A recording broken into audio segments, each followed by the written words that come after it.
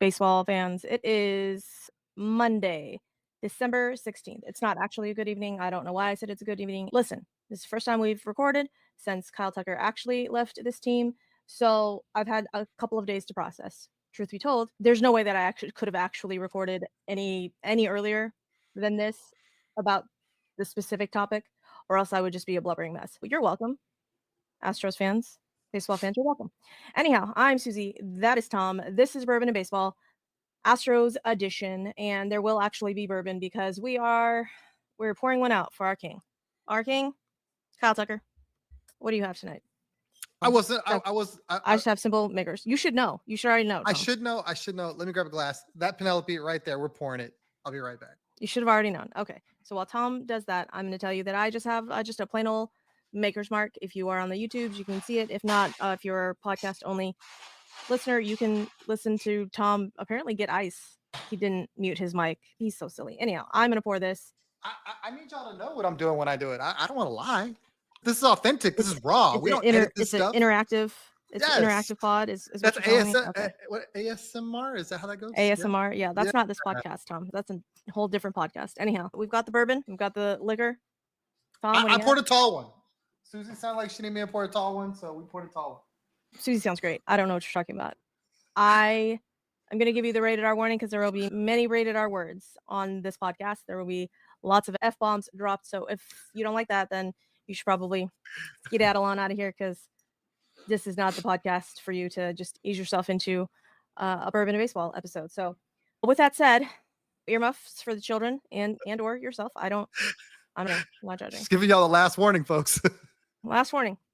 So it has been a few days since the Kyle Tucker trade has gone down. If you are living under a rock or if you don't have social media or you pay attention to baseball, you will know that the Houston Astros traded away their star right fielder, Kyle Tucker, to the Chicago Cubs for three guys.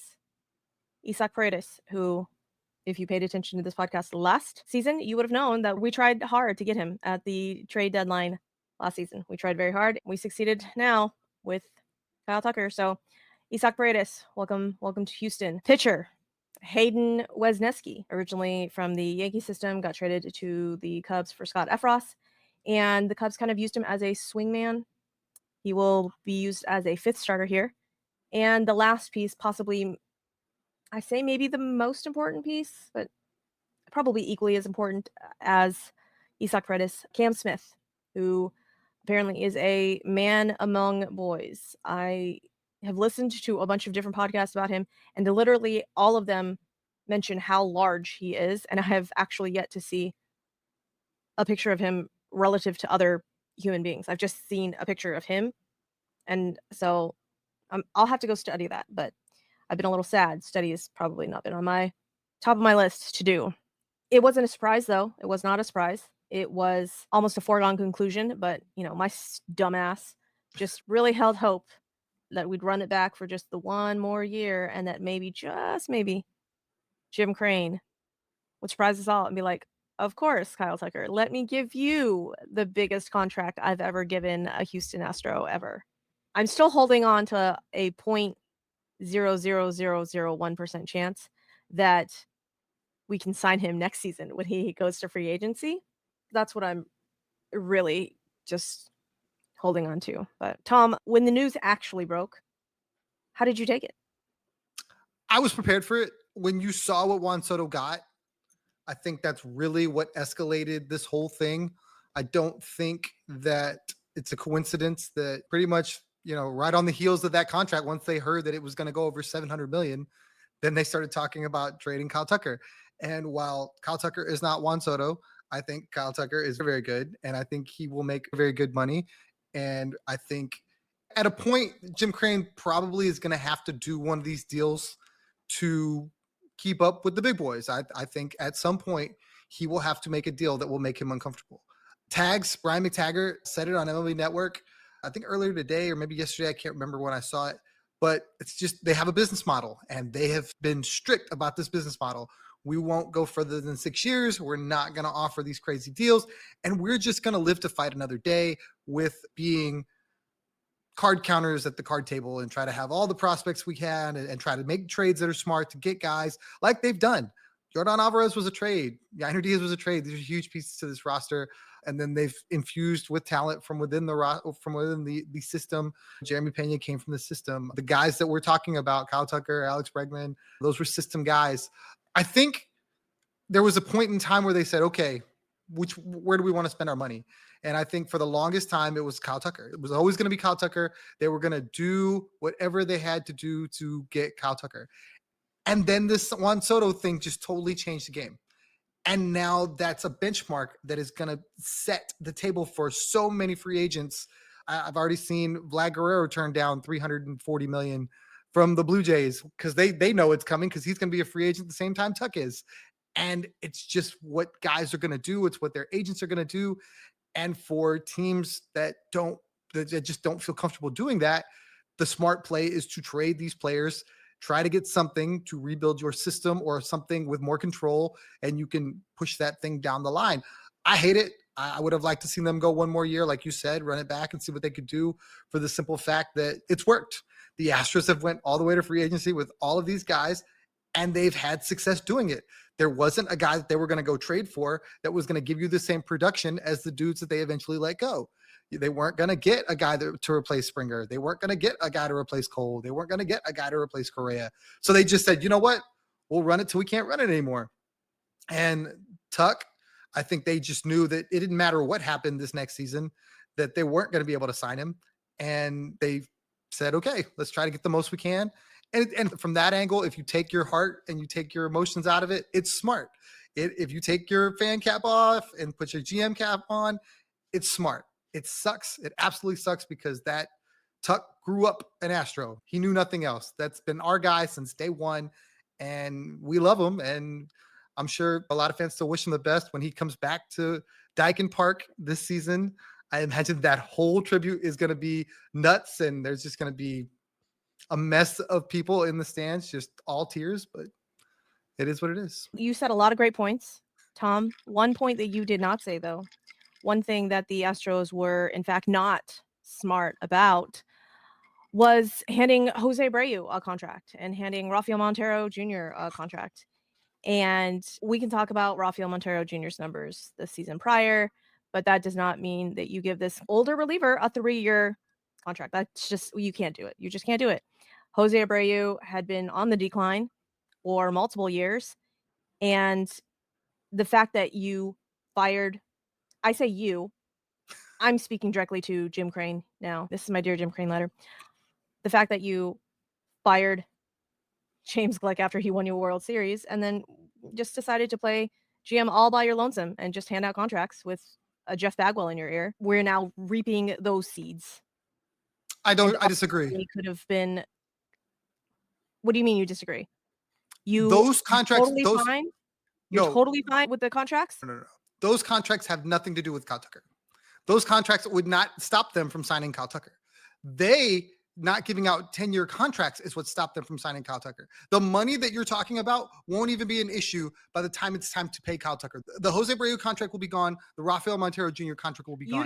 You don't think that Jim Crane would have been more comfortable trying to give Kyle Tucker and extending Kyle Tucker in that window if he didn't have Jose Abreu and Rafael Montero's contracts on the books right now? They're coming off the books at the end of this season. I don't care if they're coming off the books at the end of this season. I am talking about last season, the season before this, when, I don't know, we could have said, hey, Kyle Tucker, we know that you're really good. Can we give you some more money? JK, I have the money. I just don't really want to give you the money because I gave these other players some money. So I got to give you a little bit less money. Now, don't get me wrong. Jim Crane needs to pay the players. I don't feel bad for a billionaire. Millionaire? I don't think he's a billionaire with a B. I just think he's a millionaire with multiple M's. I don't feel bad for him. However, I begrudge him a little bit. I don't think they didn't have discussions.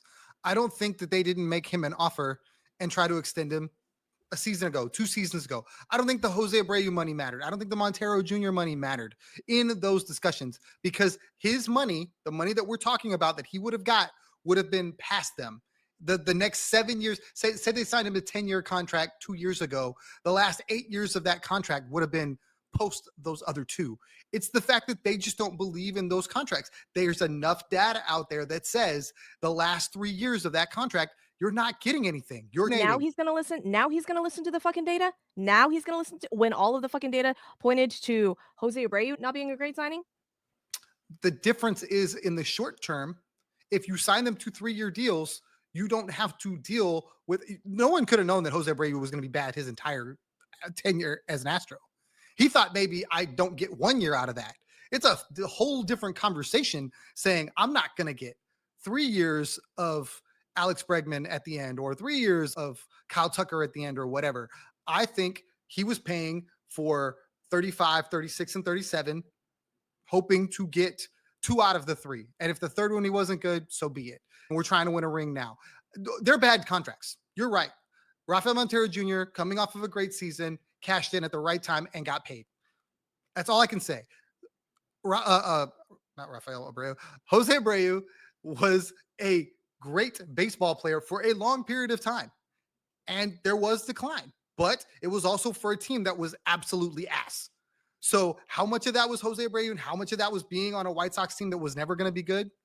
That's what they bought. They bought thinking, oh, we can bring him into our clubhouse and that dude will ball. And he didn't. And they took a swing and missed.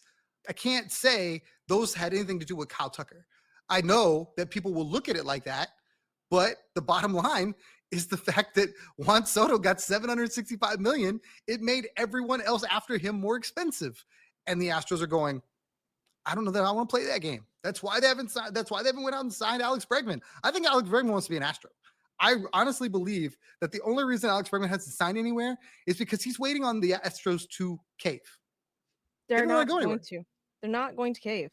They're going to say, hey, Alex Bregman, maybe they'll go up to 160. Honestly, I thought they'd go up to 185. I think 180 was an Astro. I thought that was their hard limit. Maybe he is playing hardball and maybe he ends up a Red Sox. I don't know. But honestly, I don't know if my heart can take anymore. Astros leaving at this point.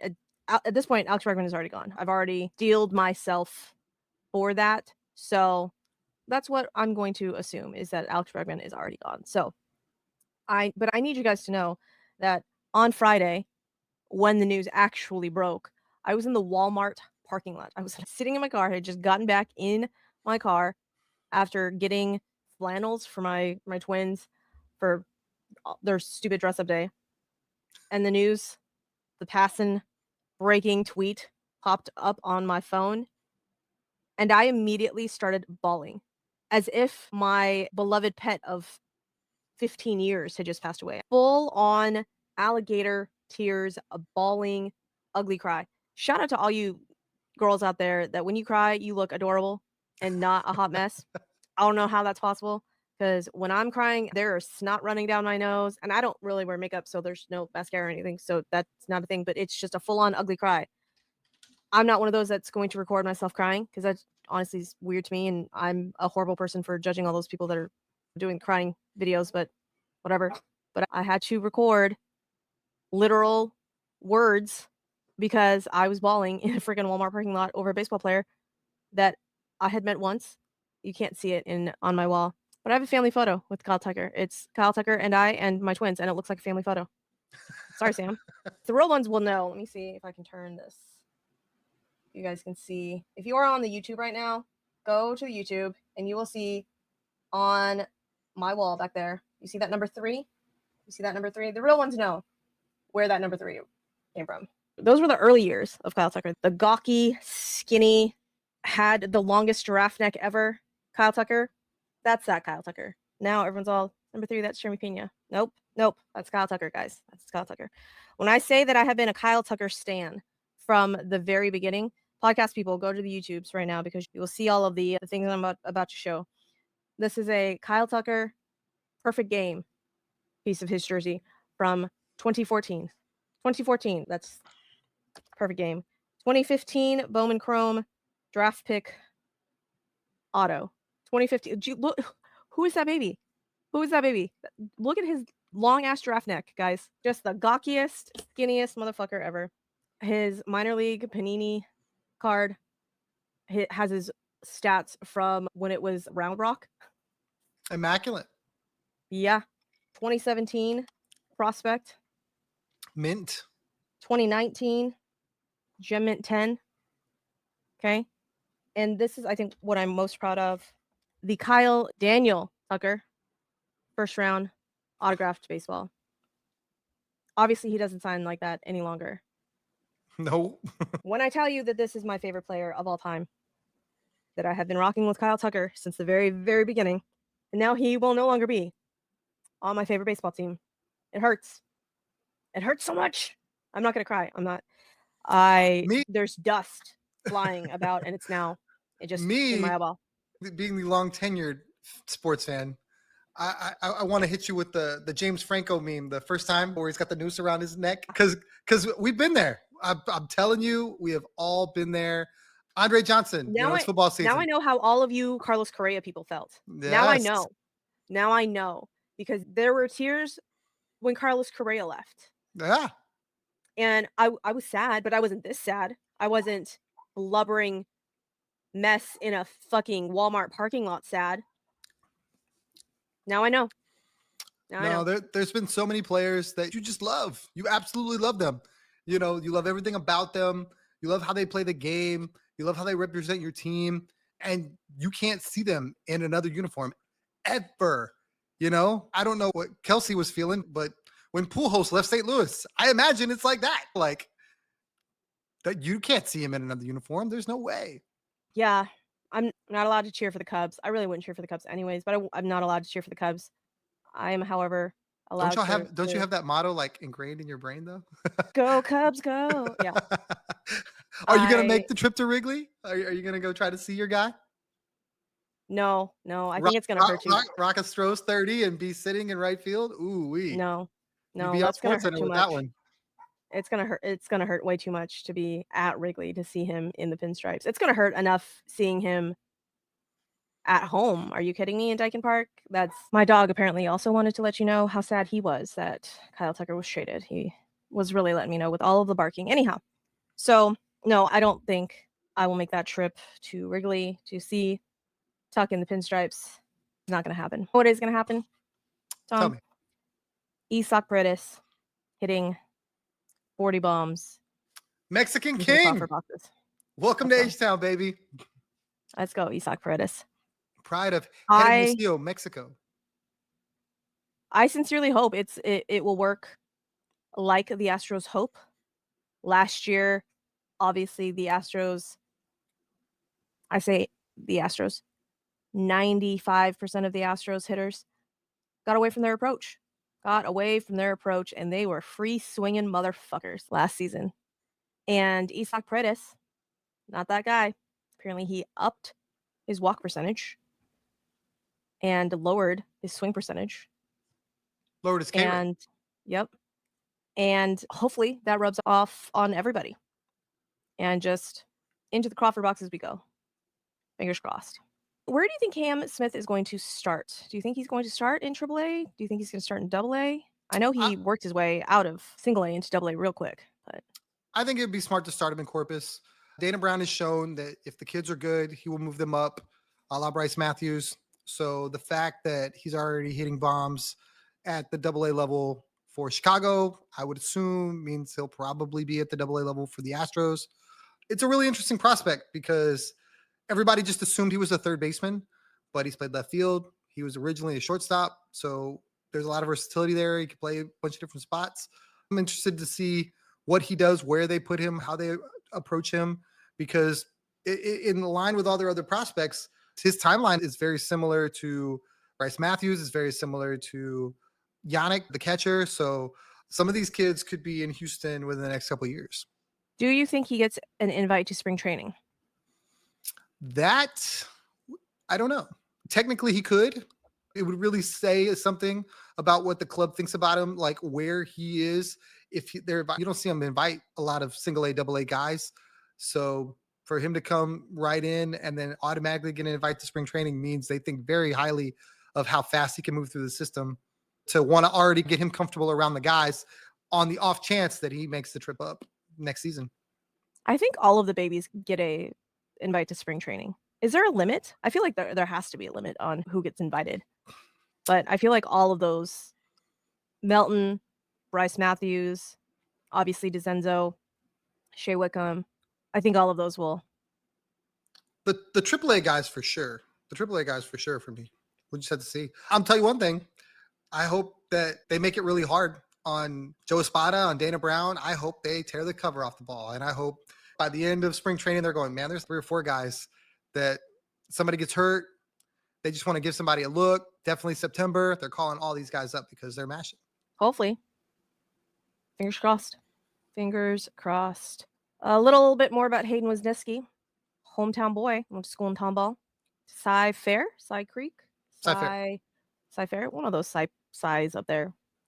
And apparently he found out he was getting traded while playing a round of golf. And then proceeded to... Hold on. I tried to figure out the terminology with Mike, and he just laughed at me for 5 minutes while I was bumbling my way through this. He shot his best round of golf. Did I say those words correctly? That is correct. Shot the lowest score. I know that much. The lower the score, the better it is for golf. Talking about people. But yeah, he's the Sam Houston Bearcat. I saw his mom tweet out, I'm going to miss Chicago, but love that I'm going to be able to see my boy play that much more. So they're super excited. He's super excited. He said he grew up wanting to be an Astro. He rooted for Roy Oswalt was his favorite, to which Roy tweeted out like, that's pretty good. Those are the kind of feel good stories you hope work out for that too. Could you imagine, because he's super young also, could you imagine if at the end of this, obviously it sucks. That'll never sugarcoat. But at the end of this, you're talking about a rotation that includes Hayden Wisniewski, and he's legit because I think he can be. And then Hunter and Spencer, and that's just your 3 young guns that are just like 2, 3, 4, or 1, 2, 3, or however you want to look at it, depending on what they do with Fromber and other guys going forward. You can never have enough pitching, and good young pitching is very hard to find. So the Astros could have a ton of it. I think he could be more a key to this trade than the other guys because nobody expects much from him. He was like a throw-in, and it's always the throw-in guys for the Astros anyway. Yainer Diaz was a throw-in guy. Yainer Diaz was not. He was the player to be named later, and now he's the catcher of the future or the first baseman of the future. In any case, he's a huge piece of what the Astros want to do, and if Hayden can become a rotational piece that can stick, those are hard to find. I think the plan with Hayden is for him to be our 5th starter. I almost envision him more as that Christian Javier role in like 2021, 2022 when he was that like swingman. And I sincerely hope that Luis Garcia can come back as expected. Timeline, trajectory, aiming for kind of that beginning of the season. And so that we can have that fuller rotation. I don't know what we're doing with LMJ. Again, just stick him in the bullpen. That's just do something with him. Now, is this because you think he can't ever get back, or just because you're tired of him? I've seen all the discourse. Yes. To which part? Yeah, both. All of the above. All of the above. Because I have a hard time with this. Like, I get it. Y'all are upset. He's not panned out. He's been injured way too much. I get that. But when LMJ was good, he was really fucking good. And I need people to understand that. Yeah, 24 straight curveballs. I fucking heard it all. I know. I wasn't there. I wasn't there. You weren't there. But no, before the curveballs, the dude was a stud before. The curveballs made him a legend. But the dude was very good. And people forget that year after, he like carried the rotation when everybody else was hurt. And he pitched his ass up. Now, I think. And that's when he was rewarded with this 5-year contract that has not turned out great for the Astros. Right. And what I'd like to think is that he can get back to being that dude. And if you have LMJ, like vintage LMJ as your 5th starter, it's a damn good 5th starter. Okay. In my head, stick LMJ in the bullpen, and then we have a more elite bullpen. Okay, where do you use him? When? Who comes out of the bullpen so he can go in? Everybody says we need bullpen help, but when you look at the bullpen, they're all returning. Who's not going to be in the pen? I don't know. That was my question before we got on this LMJ topic. I was going to ask about if Forrest Whitley was going to be in the bullpen or if he was going to just wither away in AAA some more. I don't know. I mean, we got Taylor Scott coming back. We Yeah. got Brian Abreu. We got Josh Hader. For the love of God, somebody please take Ryan Presley. So like right I've now, not as heard anything about Hector Neris. Have you heard anything? oh, Any he's a words free about agent. Hector Neris? I think Well, I know he's a he's a free free agent. agent, but Nobody signed him. I haven't heard. Yeah, I haven't heard Yeah. anything about. So right now, your bullpen is currently constructed: Josh Hader, Ryan Presley, Brian Abreu, Taylor Scott, Bennett Souza, Caleb Ort, and Brian King. Bennett Souza. I forgot about you, Bennett Souza. Okay, And he's a hold on. lefty. So that Bennett Souza, Caleb Ort, and then Brian King. Brian King. Oh shit. Brian King's good. Brian King is good. Give me Caleb Ort was good. take Caleb Ort out. Okay. Take Then you Caleb put Ort Forrest in there. Forrest was lights out towards the end of the season. out. Yeah, It had people not getting excited. The famous Suzy clip where I've gotten excited too much to get excited about that yeah, guy. not doing it. Yeah, take Caleb Ort out and put Forrest Whitley in, and then do something with LMJ. I don't know, Tom. I don't know. And you know what? I named three young studs, right? I named Hunter Brown, Spencer Agati, and Hayden Wisniewski. Those are my young guys, right? Yeah, we didn't even talk about Ronell. We didn't even talk about Ronell. Haven't even given Ronell Blanco the fucking respect and flowers that man fucking deserves, because you want to talk about carrying a goddamn rotation. Ronell fucking Blanco, that motherfucker carried a rotation. He's just a little last season. long in the tooth, though. That's the only bad thing. Yeah, I don't care. I don't care. You know what that means? That means there hasn't been that many innings on that arm because they found him older. I still can't get over the fact that bro weighs 265. That's 5 Suzys. He's thick. He is a thick king. And I apparently am the worst person to judge height because I thought he was short. Mans is not short. 6'3". Not short at all. Not short. He's just fucking thick, apparently. And I'm a horrible judge of, I was gonna say character. I'm not a horrible judge of character. I'm a horrible judge of height and weight. I can never guess any of that. I would be the most horrible carny ever. Don't put me on that game. Here is the question that I'd like to ask you. What are we gonna do about first base? If you believe what the MLB.com depth chart says, John Singleton is your first baseman. Big Bad John. Big Followed Bad by- John. Give me Big Bad John against left-handed pitching. Excuse me, right-handed pitching. All day, every day. All day, every day. He can be the strong side of the platoon. Followed by Mauricio Dubon. Followed by Yainer Diaz. Followed by Big Z, Zach DeCenzo. Followed by Victor Caratini. Okay. So a little birdie told me today, and by a little birdie, I mean a Ken Rosenthal article. There's a little blurb in there saying that the Brewers looking to shop Rhys Hoskins. Reese. I was like, oh, okay, Rhys Hoskins. Bring me Rhys Hoskins. Rhys Hoskins had a better season than John Singleton, right? Who do you think had a better OPS between John Singleton and Rhys Hoskins last season? You, my friend, would be wrong. You, my friend, then don't bring me Rhys Hoskins then. Rhys Hoskins had a 98 OPS plus. Big John had a 103, 113. Hold on. I looked this up earlier today. I'll tell you who I want to play first base. Okay, you tell me. Isaac Paredes. No. Then who's playing third? Anyone else. It could be Nolan Arenado. It cannot be Nolan Arenado. Alex Bregman. Why can't it be? Hold on. Let me get you this number first. One thing at a time. Okay, Tom. One thing at a time. Okay. John Singleton had an OPS plus this season of a 103. There we go. A 103 OPS plus.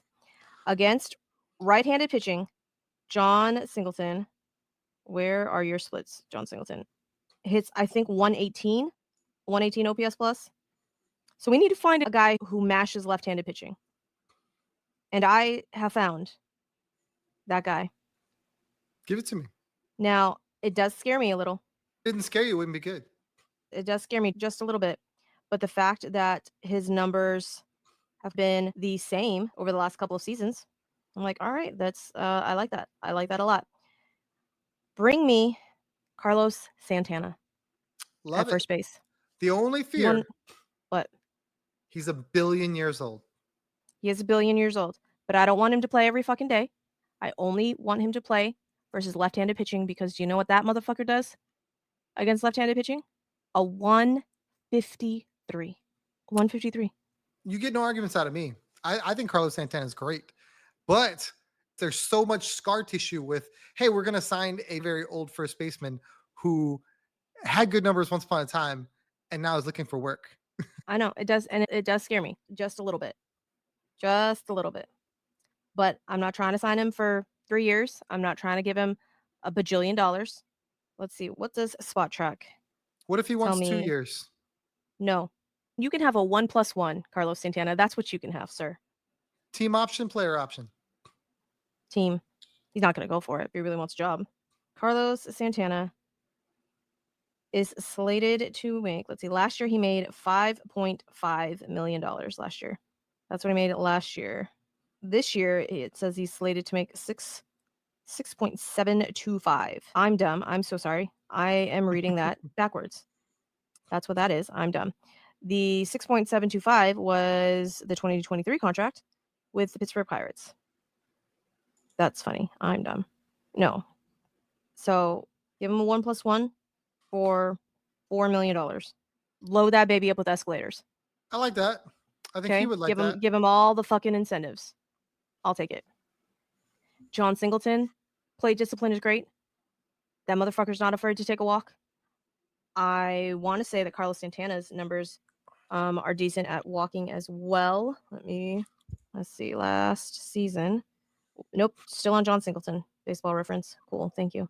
I went down a rabbit hole this afternoon comparing Rhys Hoskins and Carlos Santana and John Singleton and Nolan Arenado. Okay, let's get back to Arenado. And Nolan Arenado. Because I love this. I love how people are instantly out on him. Tell me why you won't do it. The same reason why I am hesitant to sign Carlos Santana. But I, again, don't want Carlos Santana as my everyday first baseman. Nolan Arenado is going to be the everyday third baseman. Okay. So why don't you want Nolan Arenado to be everyday third baseman? Because I don't want a 35-year-old. You're literally advocating for a 35-year-old first baseman. I don't know what you're talking about. Carlos Santana is 35. No, Carlos Santana is older. What are we doing?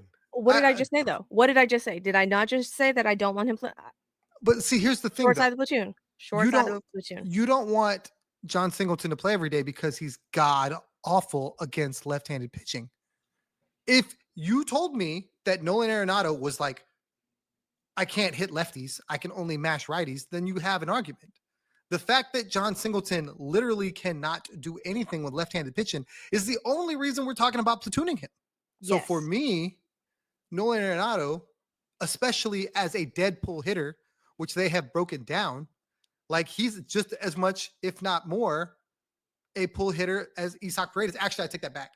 Isaac's more of a pull hitter than Nolan, but they're both like up there. They're both up there as far as pull hitters. And that would lean further into the Crawford boxes. So for me, if you can get the Cardinals to eat, say, $14 million of his contract, and you're on the hook for 3 years and $50 million, and you get Nolan Arenado for what, 17 and some change a year? Okay, but Nolan Arenado has yet to add the Astros to his acceptable cities to trade to. True, he's also not signed anywhere. Those same teams that he listed, which explain to me why he put the Angels on that list, I have no fucking clue. Because he's from LA and it's close to home, essentially. Yeah, but then don't say I want to be on a contender, and that's why I put these teams together. Because the Angels are not a contender. That's not happening. So I need you to understand, bro. If you want to play for a winner, this is your best chance to play for a winner. Do you know how long Nolan Arenado is getting paid by the Cardinals? I do not. I know he has 3 years left on his current deal. Till the year 2041. That's a deferral if I've ever heard of one. So Colorado paying all $35 million in the 2021 salary, $15 million in 2021. If Arenado doesn't opt out after 2022, Colorado sends St. Louis the remaining $20 million to be paid out $4 million each of 2023 to 2027. If Arenado does opt out after the 2021-2022, Colorado will pay Arenado the $20 million directly. Well, that didn't happen. $20 million of 2021 salary deferred at $2 million annually. $30 million of 2022 to 2026 deferred at $3 million annually. Yeah, this motherfucker is getting paid until he is 50. Love that for him. Love that for his grandkids. Listen, Nolan Arenado scares the fuck out of me. Why? Because he's old. And I realized So that is I realized that I just advocated for old ass Carlos Santana at first base. Listen. talk to Did you me. not hear the part where I said that I bawled in the fucking Walmart parking lot? These are not the thoughts and ramblings of a sane woman, people. All right? This is the ramblings of a hurt soul that is Let me trying to recreate Kyle Tucker in the aggregate. let me hit you with some numbers. Nolan It's not a math Arenado pod. Not a math pod. was you don't have to add them, you just have to hear them. Okay. Probably not going to do that either, but go for it. Nolan Arenado's OPS plus. Do you know it for 2024? 101. There you go. I think you looked it up, but I'm going to allow it. The dude hit 272. He had 16 homers, 157 hits, 719 OPS. That's not terrible if you get him on the cheap. And then you put him in Dyken Park with a short porch in left field, and those numbers probably go up. Of all the I'm gonna options that just- aren't Alex Bregman, I like this one the most. You know what I would actually like the most? Tell me. Is if we left Isak Freitas at third and signed Polar Bear Pete at first, and we have an actual marketing campaign, just Polar bear in the Christmas icebox. tree wrapped with a fucking bow. Marketing genius. Pete Alonso and snow globes and put Dyken Park on the top of it. It is on a fucking silver platter. Jim Crane. I'm sure if the good people at Dyken, the Japanese contingent want to market that way and want to send some money, I'm sure Jim will listen. That would definitely change the tune. That screams Josh Hader, doesn't it? We needed an infielder, so we just went out and paid the best one that was available. His OPS plus last year was a 123.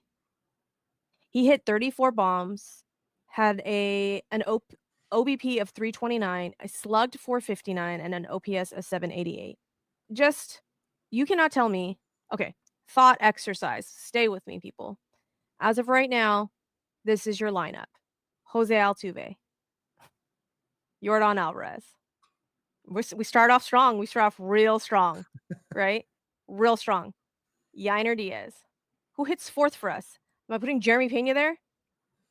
Where are you putting Isak? Okay, let's do Isak third. I'm going to put Yainer batting cleanup. And then it just falls off a fucking table.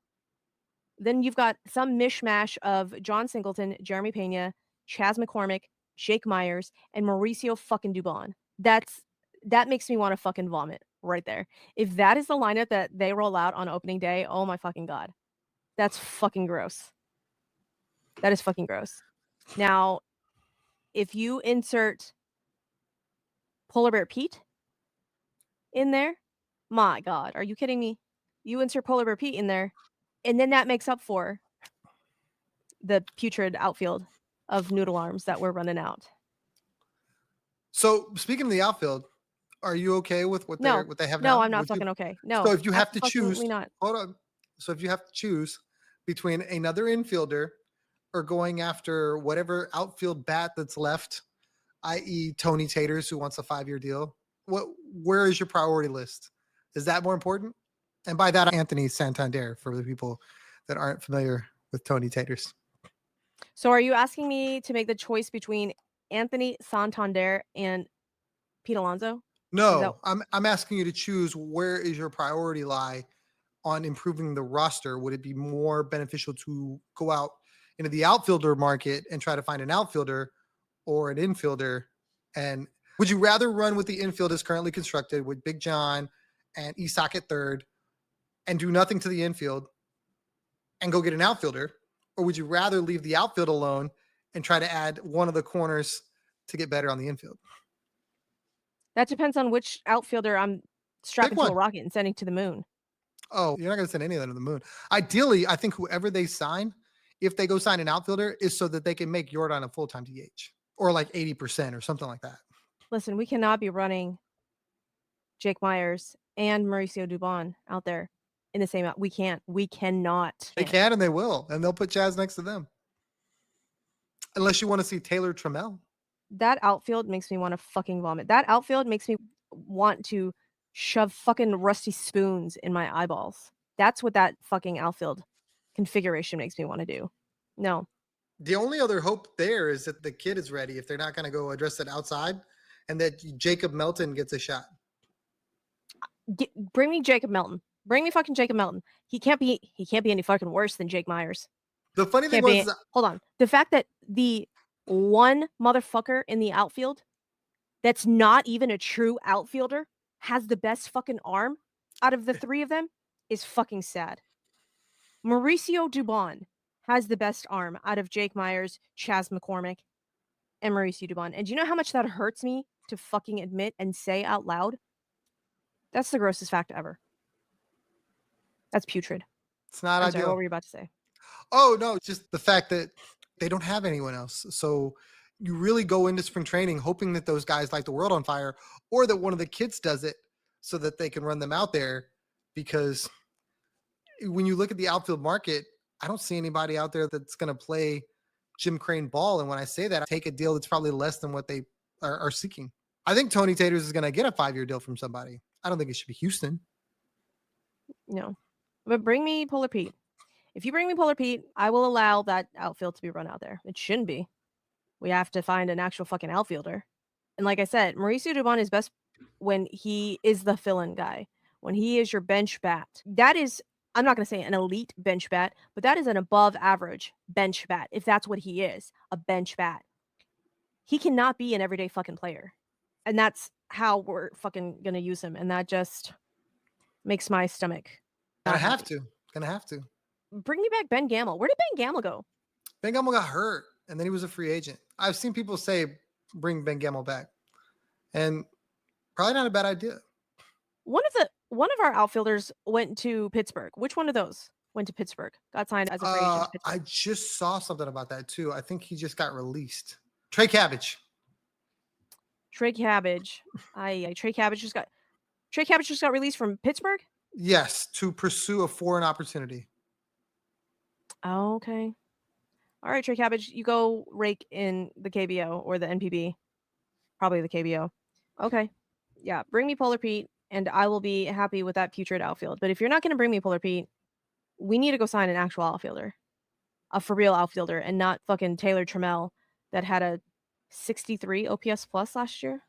Let me make sure that I am giving you the correct numbers, and I'm not just... If we're going by last year's numbers, in the 5 games that he played with the Yankees, he had an OPS plus of 472.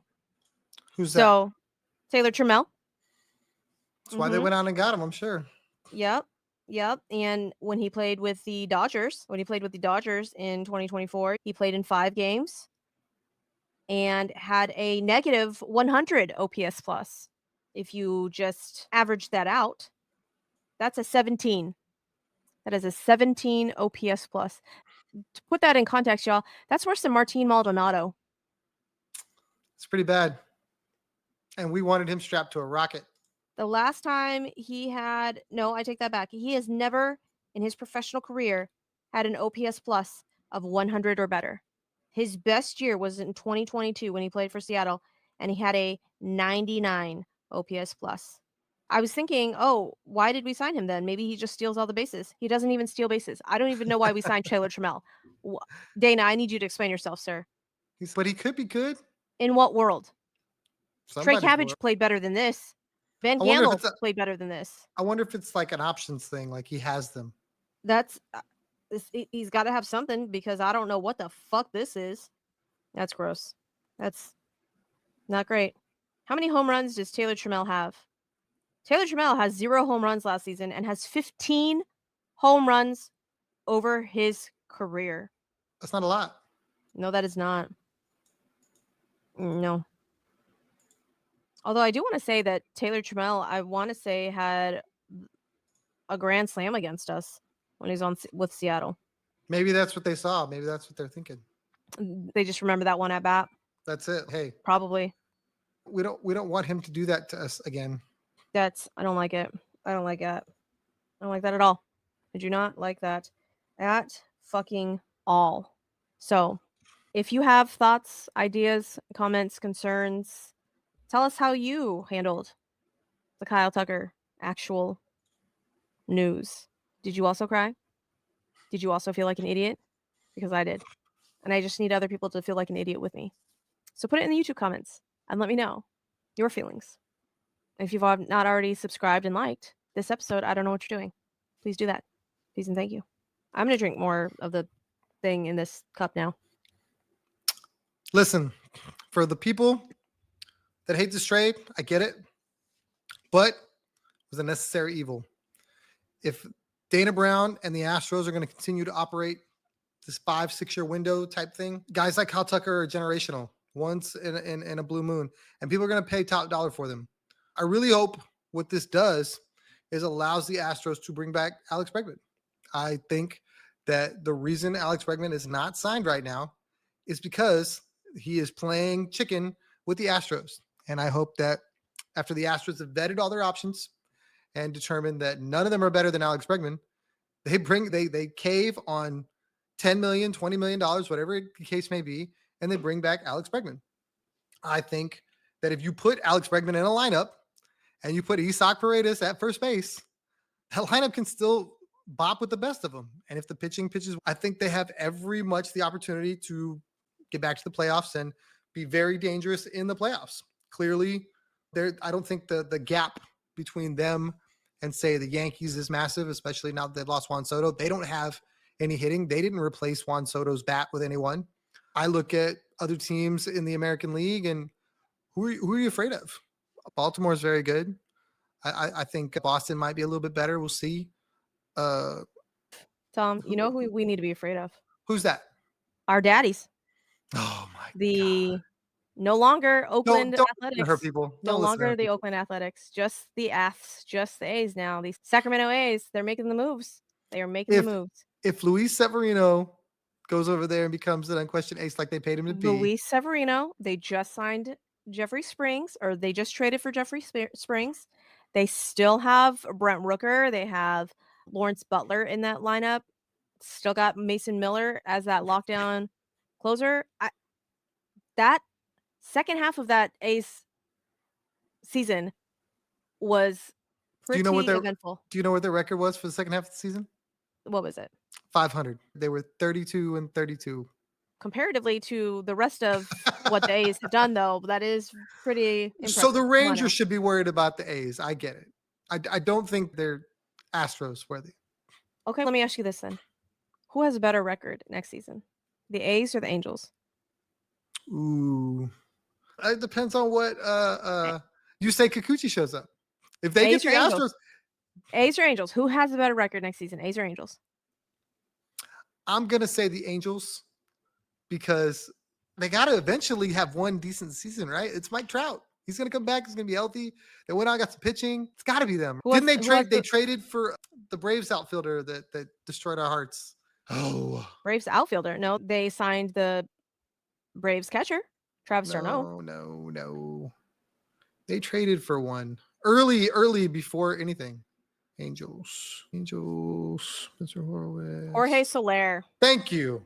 See, I know what I'm talking about sometimes. Jorge Soler. They traded for Jorge Soler, Mm-hmm. and they gave the Braves Griffin Canning, Which you wanted to fix. and the Braves promptly turned around and DFA'd him. So I don't. Alex Anthopoulos is cooking with something. I don't know what, but he's cooking with something.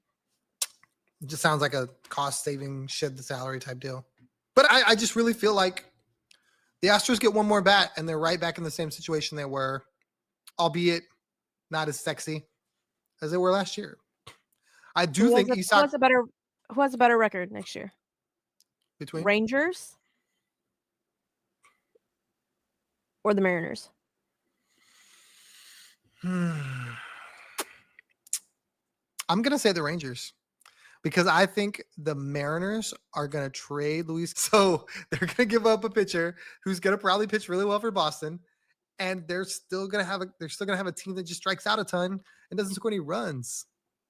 The Rangers are getting healthy.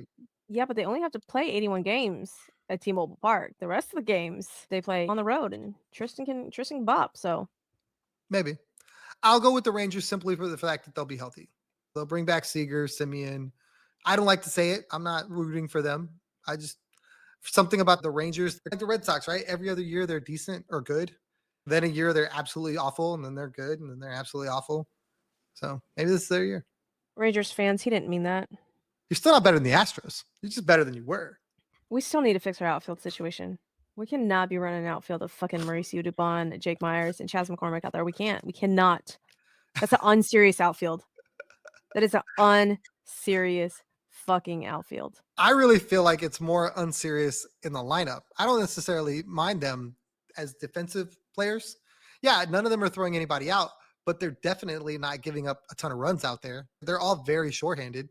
It's not like Juan Soto out there misplaying fly balls. They're just not gunning anyone out. They're not pulling an Aaron Judge and dropping a routine fly ball either. Jake Myers is going to make you look so fucking silly. And when he does, I'm going to clip this, Tom. I'm going to clip this and just be like, If Jake "You does did that, this." I will be on the DFA Jake Myers. I will say that. DFA him. And I don't do that with any Astros players, but this is one of those Martin Maldonado type guys. They love him because they love him. I don't know why. He makes one or two plays. I get it. That's good. But it's like huge chasms of bad play or bad, not necessarily bad play, but his defense, for whatever reason, grades out well, but it just comes off as I'm ultra safe. I'm never going to make an exciting play that was in front of me. I'm going to let the ball bounce. I'm going to take my time getting it back in. And then he just doesn't hit. Jake Myers to me does not hit. A center fielder should hit way more than Jake Myers does. Honestly, Jake Myers, I've already said what Jake Myers needs to do. He needs to get off this team. He needs to change of scenery. He needs to go somewhere else. And I honestly think he would start raking anywhere else, not on the Astros. This whole back and forth, center field, not center field, sharing time with Chaz, not sharing time with Chaz. And now that, see, and Dana, what the fuck, Dana? Apparently I just now cannot believe any fucking thing that comes out of Dana's mouth because he said that Chaz was going to be the center fielder. And now Jake is going to be the center fielder. And I don't like that. I don't like that at all. For the people at home, I'm counting the what the fuck Danas that we're accumulating here.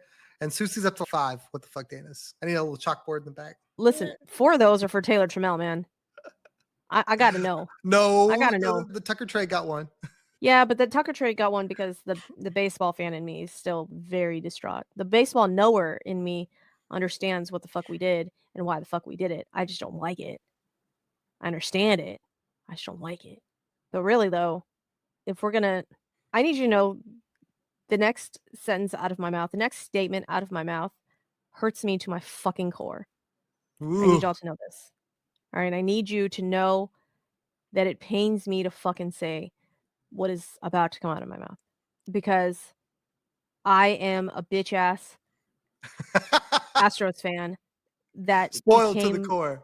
I am spoiled and I have only known winning Astros baseball. I have only known good Astros teams that were winning 95 plus games a fucking season. That's the only Astros team that I know.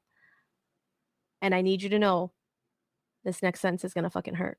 But if we're already doing this, we might as well trade Fromber and build up our farm system even more. And what happened to fuck them prospects? They're not any good. They're just prospects. They don't always pan out. Listen, I can admit when the one time that I'm wrong in life, Tom. Just the one time, okay? Just then. If you're listening, turn on the YouTubes, Mike. He knows. He already knows. He knows what he married. He's well aware. Cam Smith comes in from the Cubs, automatically becomes our number 1 prospect, right? On the list of top 100 prospects, I want to say he's like 73rd or somewhere in the 70s. Now, before this, we only had Jacob Melton that was 89, I want to say. So just barely snuck in there. On there, but just barely. We're not getting any younger here. And for all of those people that have said, oh, the Astros didn't get punished enough for 2017, here you go, motherfucker. The chickens have come home to roost. Is that the saying? I think that's the saying. You want to know how this affected us? This is how the 2017 cheating scandal affected us. We lost 2 years worth of draft picks. We have a subpar farm system that apparently everybody agrees is subpar, yet we keep churning out players that are great, and when they get traded over to other organizations, immediately skyrocket. So, I don't understand that. Make that make sense. However, it would be great if we had, I don't know, 2, 3, 4 more higher ranked prospects that possibly fill holes when Jose Altuve ages out. Really, Chaz, Jake, what are we doing? Both 20, what, 8? Doobie? If Yiner actually does make the transition to first, we got Walker Yanick coming up. Great. But we still are light. We're very light on the position players. I don't know what our pitching is doing. We have a pitching lab. I'll put our pitching lab up against the Guardians and like the Rays. Maybe the Dodgers. Okay, so let me counter that real quick. Isaac Paredes, they just traded for. Do you know how old he is? 27. 25. He'll be 26 soon. Jordan's still 27. I know he looks 35, but he's 27. I don't know. He's Cuban, so who knows at this point? Oh my God. Yiner's 26. Juan Soto's 31. Jeremy Pena's 27. Jeremy Pena, if you're listening, I need you to get a girlfriend. Wow. Post haste. Very quickly. Chill. Let that man live. No, absolutely not. Do you know why I won't let that man live? Why? Because when that man had a girlfriend, that's when he's getting fucking gold gloves. That's when that defense was He traded all the way defense up. for the stick. That's what she said. I don't think he did that either. That's not That was his highest home run output ever last year or whatever. at 10. We got to go somewhere. He's still a baby. Come on now. No, you guys cannot have it both fucking ways. You cannot have it both ways, saying that these motherfuckers are over the hill when they're like 28, and then calling the 27-year-olds baby. You can't do it. You cannot fucking do it. You Who's can't have over the both ways. hill? Who's 28 and over the hill? I didn't say. You said that. No, I've had multiple conversations with multiple people about how they don't like the fact that like Jacob Melton is 25. Non-ball knowers. I don't need that. That doesn't make any sense. They are what they are. Does anybody care what Ronel Blanco's age is right now? They just know he's good. Yeah, it would have been nice. Just a little bit. It would be nice if he was 22. It would. But you know what? I don't give a shit that he's 30. Do it, Ronel. Just fucking do it. You know what I mean? That's how I look at it. You know how old Christian Javier is? He's 27. Brian Abreu, 27. Brian King, 28. Forrest Whitley, 27. Forrest Whitley. Everybody's been dogging the kid because he came straight out of high school, and everybody's so burnt out. Forrest Whitley. I have Forrest Whitley fatigue. Yes. Don't talk to me about Forrest Whitley. You got PTSD. I get it. But he's only 27. Getty, 25. Hunter Brown, 26. You can't have all these young guys come up and then be upset that your team is aging because you have no young guys, but you do. They've been around. Hunter's been up since I guess he was like 24. So when you do that, yeah, you get a little fatigue there, and then you're like, oh, he's not young. Hell yeah, he is. You kidding me? Hunter Brown's gonna get paid. Extend fucking Hunter Brown tomorrow. We thought the same thing. The wavelengths were ready. Hunter Brown's gonna get paid. Extend Hunter Brown fucking tomorrow. Scott Boras isn't gonna fucking allow it, but extend that man. Yeah. How old did you say Spaghetti was? 25. He's a baby. He is a baby. You know what I'm saying? So when we got to temper these things, like you can't have everybody be 24 and be studs. You got to mix, right? I can want what I want, Tom. Don't tell me what I can want. You can't not have. But the none reality, of that's making sense. Not at all. The reality is the bourbon's working. That's good stuff. Makers is good stuff. But the reality is this is what you want. The Astros have a really good mix of young and old. And every so often when one of those guys faces out, they bring in another young guy. If this is the end of Alex Bregman, and I hope it's not, Isaac Paredes is 25 with 3 years of control, I think. 2 or 3 years of control. Hayden Wisniewski, I think, has 5 years of control. Hayden is a baby, yeah. So all of these things. Hayden has a dirty sweeper. Slider? I feel like those are the same thing and just called different things. But it has like 22 inches of like vertical break. That's dumb. So I need the pitching lab to do the things. I need Josh Miller. Yes, that guy, Josh Miller. Sorry, y'all. The bourbon is working. My eyes are even tinier than normal. That's how you know the bourbon is working. Now, Wisniewski's is 27. Okay. So he fits right in. He just turned 27. He has a baby brother too. He's still pre-ARB. When's he ARB eligible? 2026. So it's coming up. 2 years. Free agent in 2029. Oi. All right. Last thoughts, Tom. We're going to wrap it up. Last thoughts. Last thoughts. I need Alex Bregman. I think all of this hinges on Alex Bregman. The Astros figure out a way to bring back their cornerstone, sorry, words are hard, to bring back one of the pillars, to bring back the guy that Jose Altuve begged for. It's still, the show fucking goes on. We're not fucking leaving. You know what I mean? What if we don't? Steal the line. What if it gets announced tomorrow that Alex Bregman has signed with the Red Sox? This is going to look really bad. Like, I'm going to be over here pining for Alex Bregman. He's going to sign somewhere else. Then I need him to go get another bat somewhere. They cannot go to spring training with this roster currently assembled. I think you can't lose 2 impact bats like that and only replace it with Isaac Paredes. You can't, and say you're going to compete. So if Dana Brown wants to sit up there and go, we're still going to be really good, and say all these things, then he has still got work to do in the form of 1 impact bat to add to that lineup to be able to shoulder some of the load that the outfield is clearly not going to do, because we don't think that they're going to be very good. Listen, he mentioned almost all the team. He mentioned the bullpen. He mentioned the starting pitching. He mentioned the catchers. He mentioned the infield. You know who he didn't fucking mention? Who? The outfield. That's who he didn't mention. He said everybody else was good. But he made no mention of the outfield. No mention. Okay, so say again, we don't sign Alex Bregman. You want a bat. Who do you want? That's tough, because I don't want Pete Alonso. I don't want what he's going to cost. To me, it's either Carlos Santana, like you talked about. I think that would be a really smooth signing. It won't be sexy, and it'll go under the radar a little bit. They'll definitely be called losers of the offseason. And if not that, then go get me an outfielder. Okay. Mess around and bring back Teoscar Hernandez. I'm here for that. They are not going to bring back Teoscar. Teo's asking for a 3-year contract. That's a Jim Crane special. Is it not? Jim Crane and 3-year deals, those are like match made in heaven. I think that's probably around where he would want to be. I think if they can get the number down a little bit, I'm sure Teoscar wants more than what Jim wants to pay, but I could absolutely see them going, okay, this matches up with our timeline. We think Melton's 2 years away. We get 2 years to Teo, plus then we bring up Melton, and then we can move guys around. If he's still good, boom. If not, we can trade him, whatever, blah, blah, blah. And we move on down the line. I think the 5-year deal that Tony Taters wants would be good if he wasn't older and you're paying like the back end of him. And I say that without knowing what Teoscar Hernandez like is. Teo like, also age-wise. comes with a qualifying offer, meaning if we sign him, we lose another draft pick. If anybody can handle it, the Astros can. Teo's 32. You know who I want for the outfield?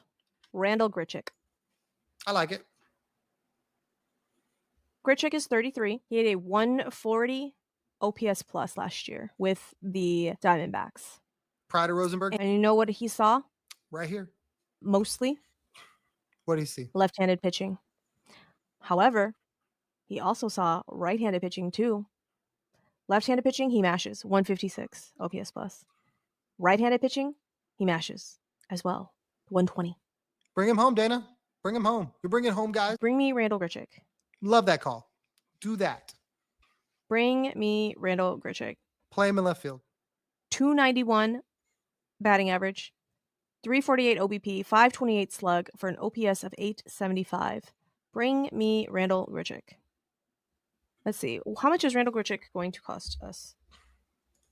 It can't be that much. Randall Grichuk is what? 33? Yeah. 33, like Tom said. Pride of Rosenberg.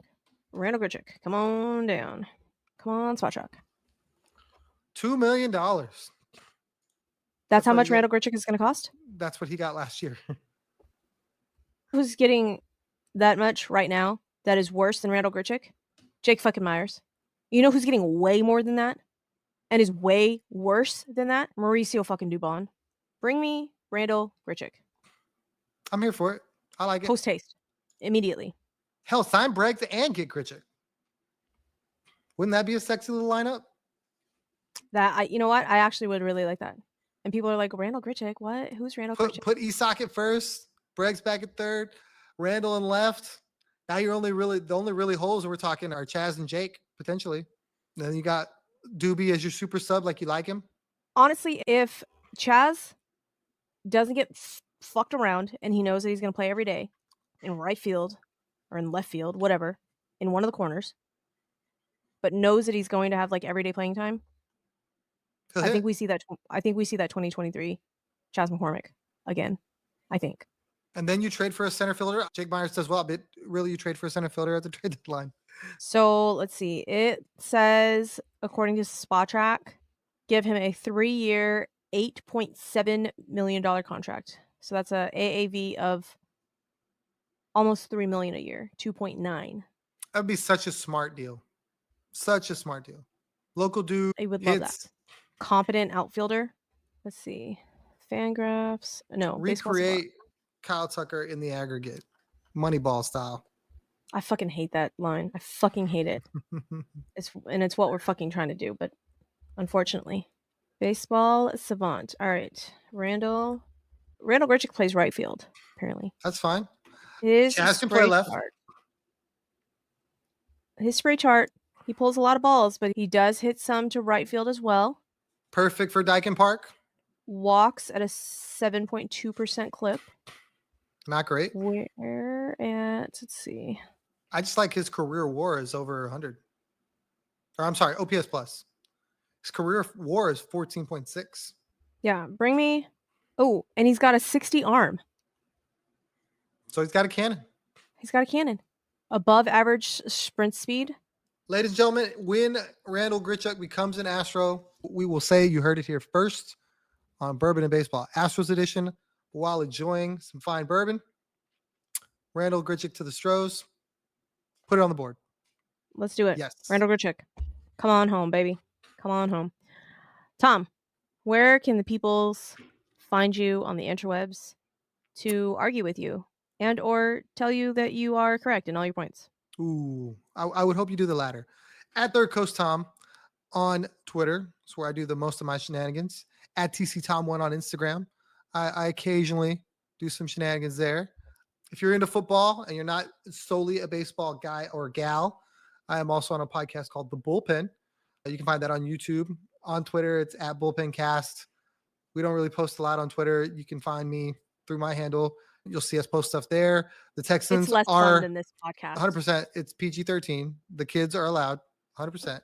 Bring the uncles, the moms, the sisters. Everyone's welcome. The Texans are AFC South champions. And on our latest show, that will be out very soon, we break down how that happened. Really good time to be a Texan fan. They've got a good young football team. I really feel like this is where their arc kind of starts, a la the Astros when Suzy became an Astros fan. That's why I'm trying to get her on the bandwagon now with these Texans because they're going to be good for a long time.